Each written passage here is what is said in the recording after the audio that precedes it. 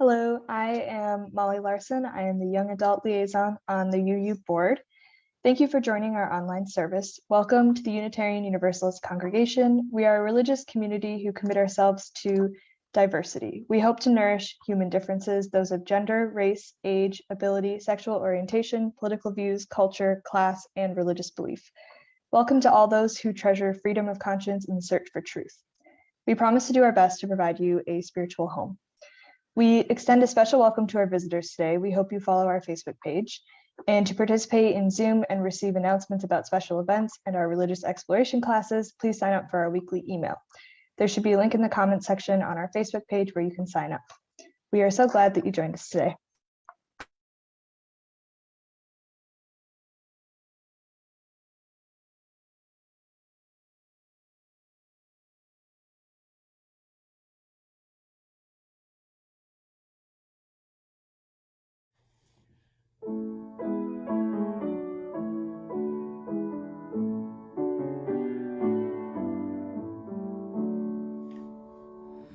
We celebrate the web of life, its magnitude we sing, for we can see divinity in every living thing.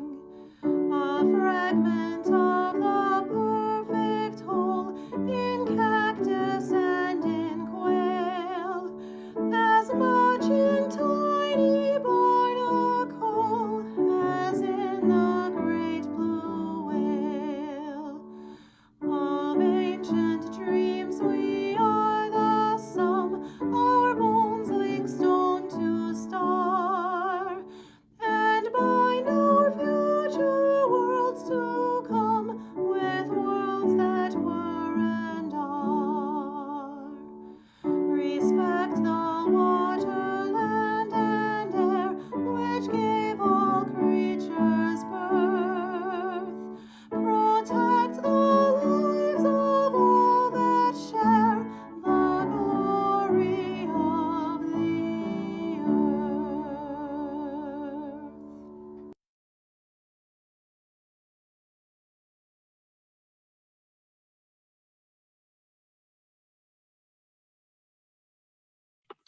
Hi, I'm Ken Adler, and my pronouns are he, him, and his. And I'm here today to talk with you about our 50-50 Share the Plate recipient for the month of February, which is the Chippewa Valley Free Clinic. The clinic is optometry and mental health care and medicines and lab tests and radiology studies for people who have difficulty accessing care. All of our clinicians, our volunteers, Jim Hepner from our congregation is one of our main interpreters. I could give you a lot of statistics about the clinic, but I thought today I'd just tell you a quick story about one of our patients who came in a while ago. This was a school-aged child who just wasn't doing well. This child wasn't sleeping well, wasn't eating well, not socializing very well, and was unhappy and kind of hard to sort out the story. Well, the story was a lot more complicated. This child had been raised in another country by the child's grandparent, and the parent had been living in Eau Claire all this time. And last year, the grandparent died of COVID. So this child was sent up to the United States along with the child's sibling, and they got caught in detention in the United States. And because the child's sibling tested positive for COVID, they were separated from each other for about a week. And finally, somehow, the two of them got back together and were able to make it up to Eau Claire to be with their parent now. And this child is struggling. Well, our doctor was able to show that there wasn't anything really physically or medically going on. This child was just reeling from all the trauma this child had experienced throughout his life. And so now the clinic has worked with rallying our Latina outreach coordinator and our social worker and the doctor, and they're working with the school district to provide all sorts of supports for this child. I think the long-term outlook's going to be okay for this child, but it's such a sad story. And many of our neighbors in Eau Claire have unusual stories or difficult stories. One of my neighbors right down the street from me is a patient at the free clinic. And so I urge you to help support this volunteer endeavor for our community. Thank you.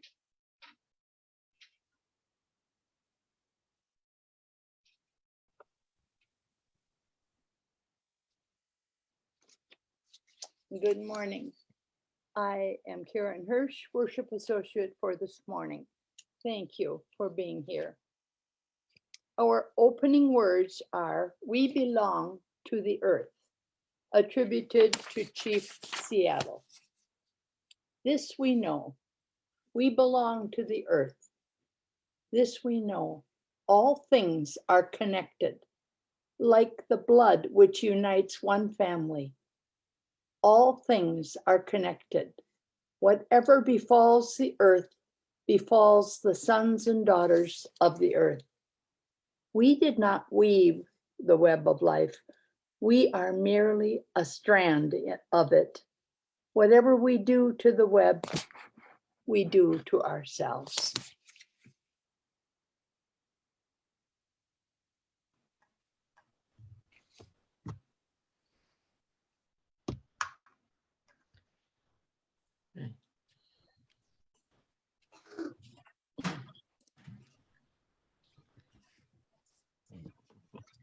Hi, I'm Elina, and I will do the reading along with Ken, lighting the chalice.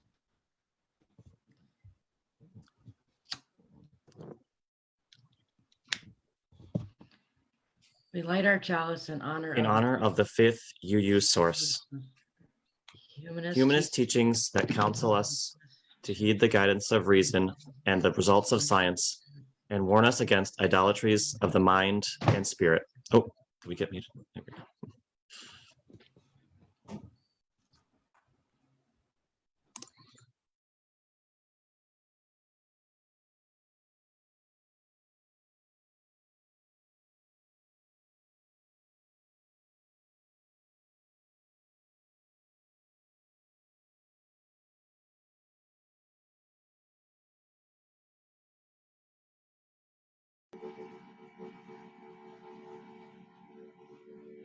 Good morning, everyone. I'm Jen Monroe.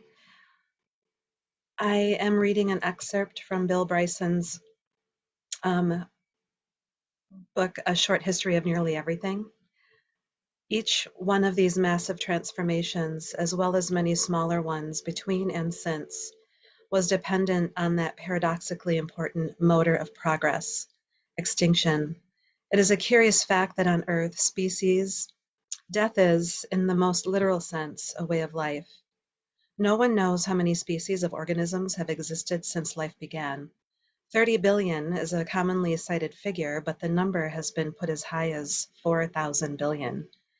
Whatever the actual total, 99.99% of all species that have ever lived are no longer with us.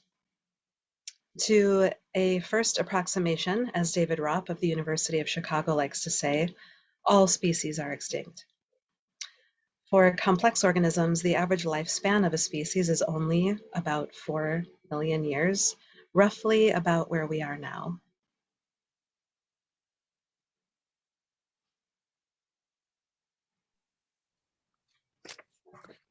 This is the time in our service for giving.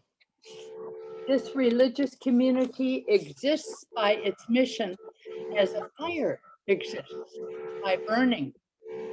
But a fire cannot burn without fuel. And it is the time, the energy, the imagination, the vision, the creativity, the compassion, the love, and the financial support of the members and friends of this community that fuels our mission to nurture and sustain a welcoming, inclusive, and diverse liberal religious community that transforms life and serves the world.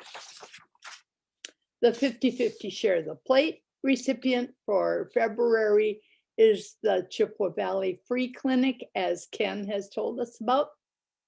You can designate whether you are donating to a pledge payment or the 50-50 or a special fund.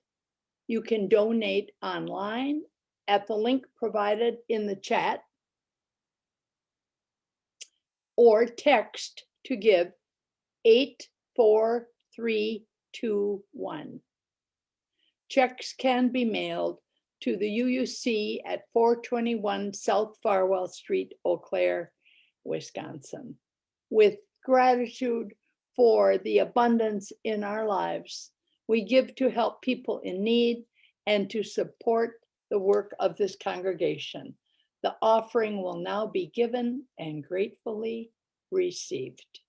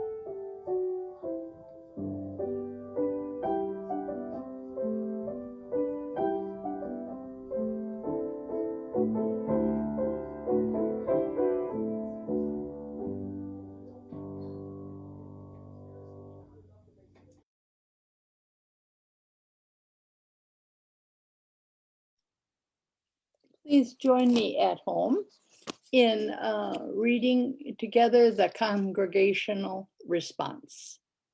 From you I receive, to you I give. Together we share, and from this we live.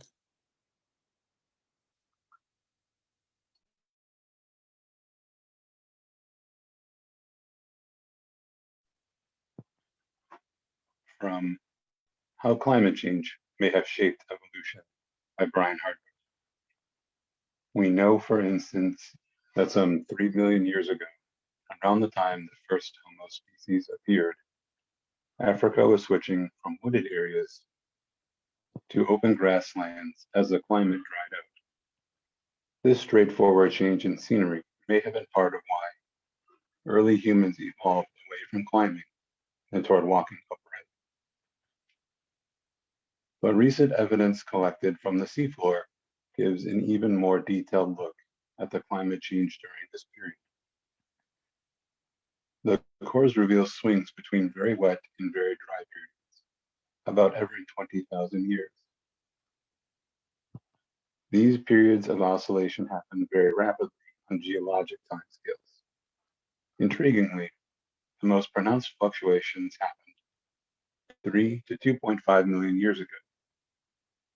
and again a million years later, during the two major periods of early human advancement.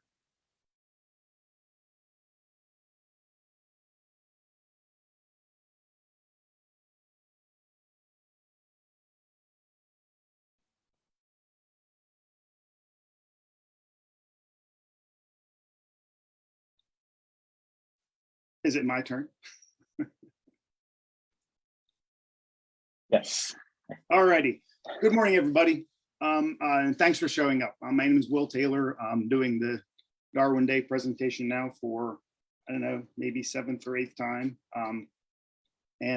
I have been in past presentations known to sing during the Darwin Day presentation. And since this year's topic was actually inspired by a song, I'm going to serenade you again. I would not be here if I hadn't been there. I wouldn't been there if I hadn't just turned.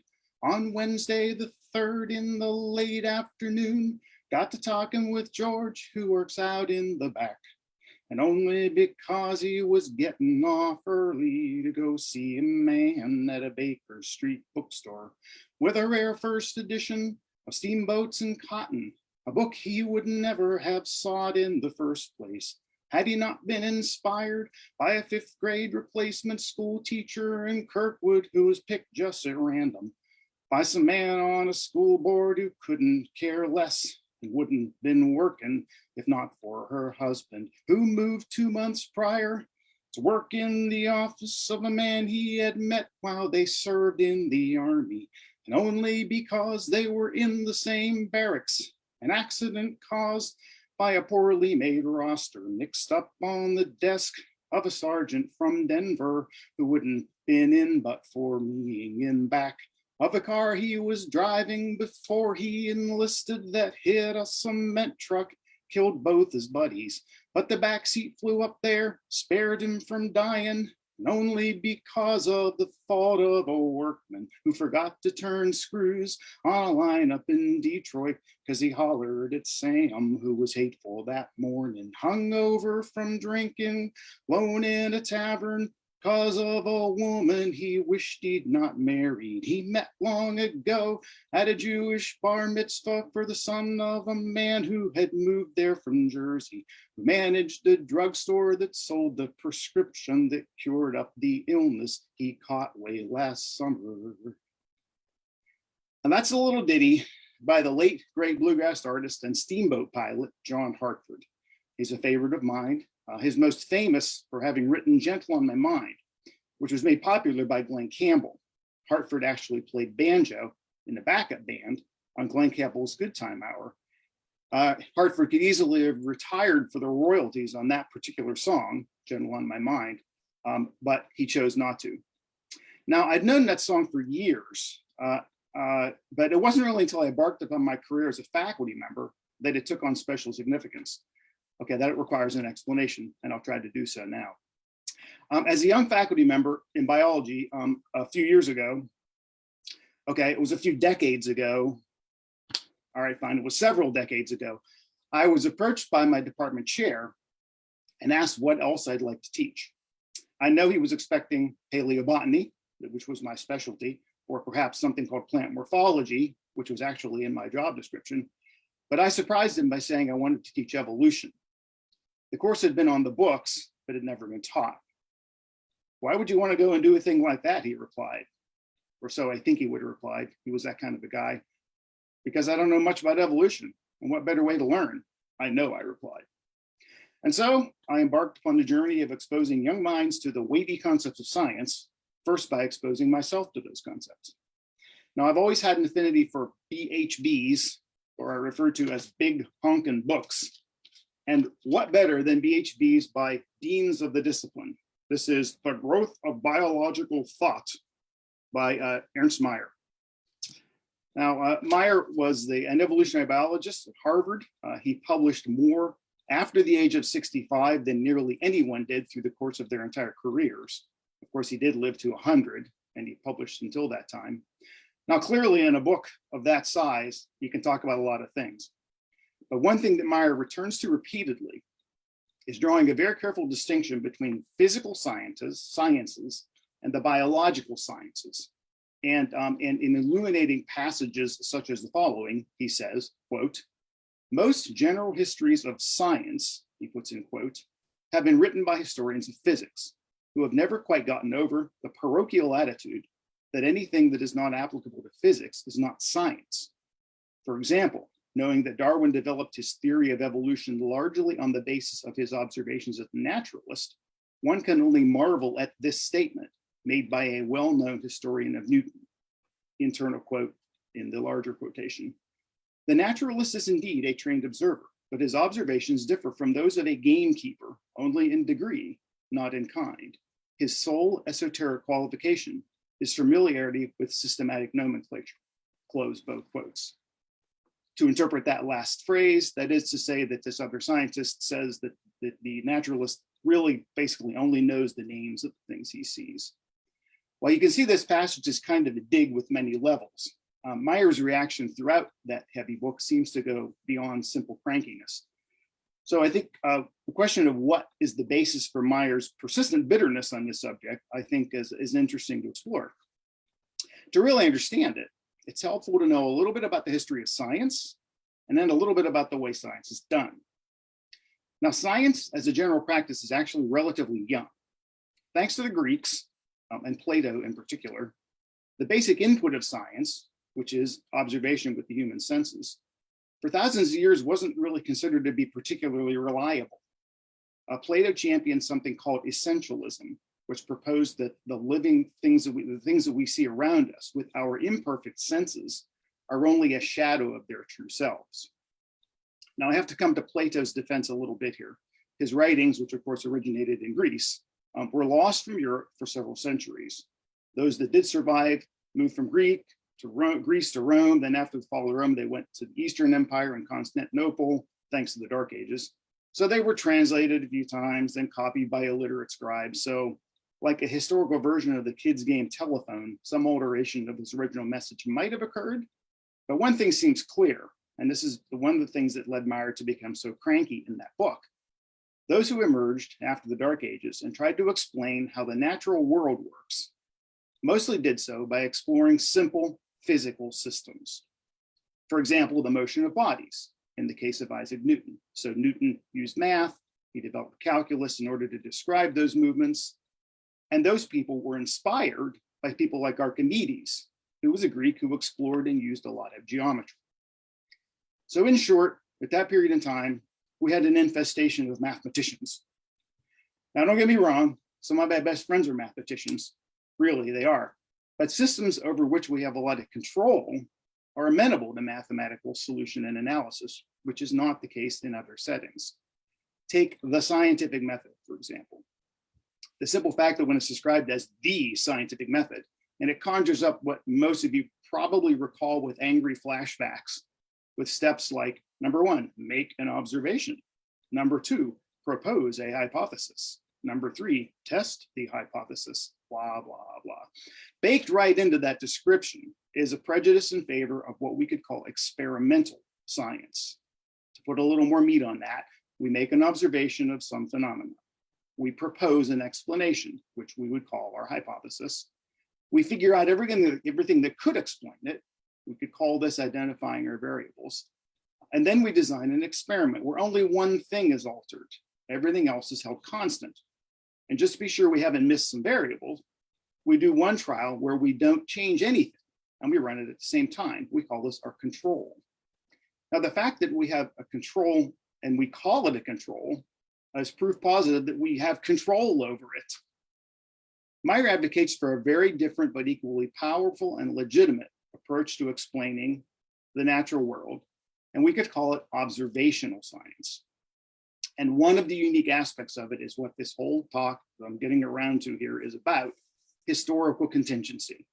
I would not be here if I hadn't been there. Prior events absolutely determine later events.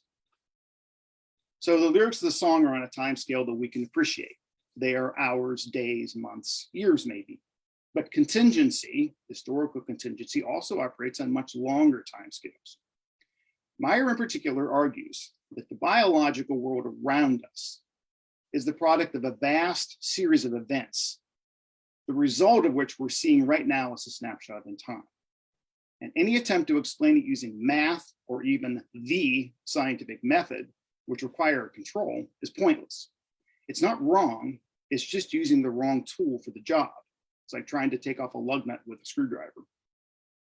Now, those who study natural history, observe the world, then attempt to come up with explanations for why it is the way it is. Essentially, we're studying the result of a multi-billion-year process, but it's not an experiment. It's much more of an attempt to reconstruct a story. And that story is largely governed by contingency here and there. So where one of the hallmarks of good science as defined by people who do experiments is repeatability, the random course of historical events is pretty much the opposite of that. It's governed more by chaos. Historical events are by definition not repeatable, and historical explanations are likewise subject to the same constraints. It doesn't render their rigor or significance or explanatory power any less, it's just different. So a couple of examples to illustrate this. One good one, why do we have 5 fingers? Well, the assumption by many experts who've considered it over the years is that there must be some kind of inherent advantage to having 5. I mean, all land vertebrates have 5.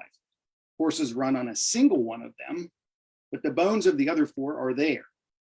Birds and bats both fly with 5 fingers, but they use a different combination for their respective supports, which is also a consequence of contingency. Moles dig with their 5 like little spades. We grip with this 5 and do something else with the other 5, but why 5? Well, Steve Gould, the Harvard evolutionary biologist who popularized many scientific subjects in his 3-decade run of monthly essays in natural history, took up this subject in one of his essays. And one of his essays is entitled 8 Little Piggies.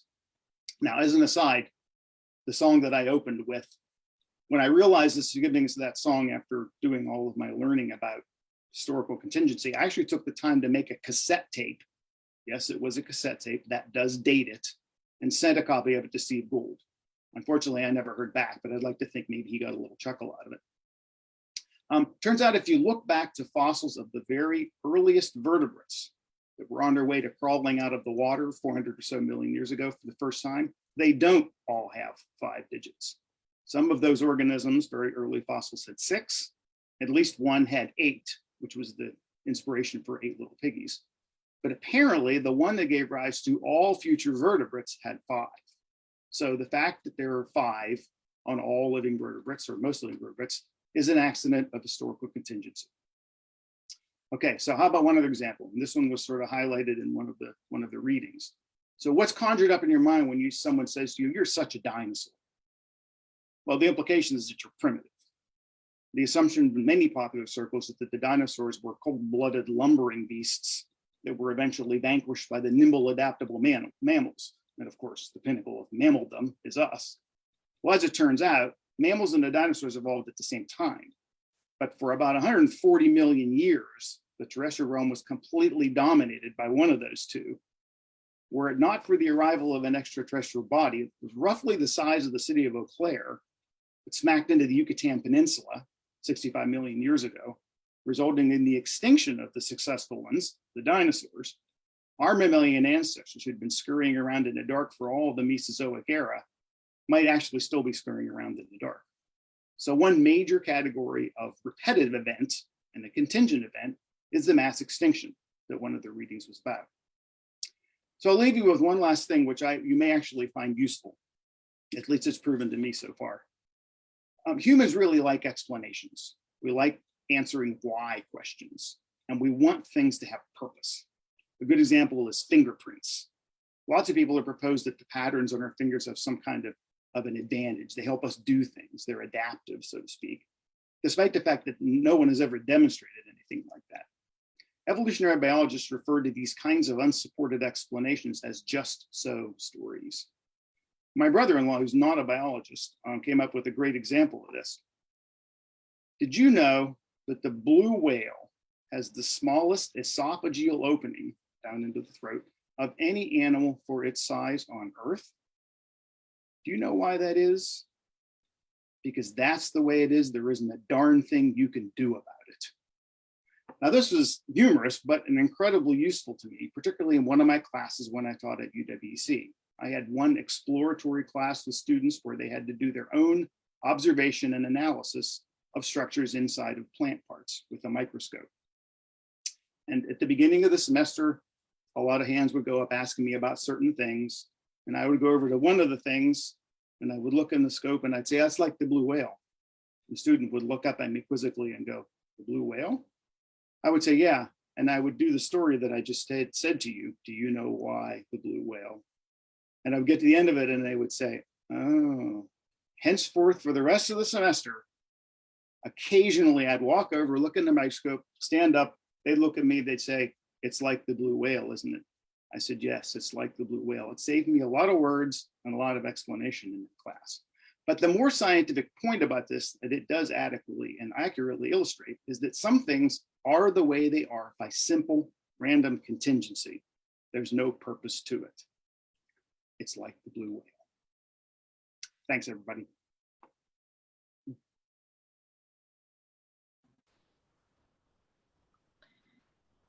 Thank you. That was really wonderful. We're going to go ahead and start closing the service. Ken is going to extinguish the candle, the chalice. We extinguish this flame, but not the light of truth, the warmth of community, or the fire of commitment. These we carry in our hearts until we are together again. I made a lot of.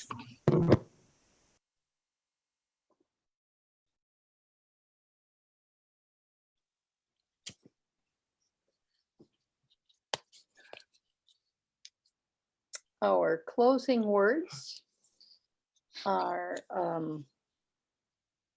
the 7th and 4th UU principles.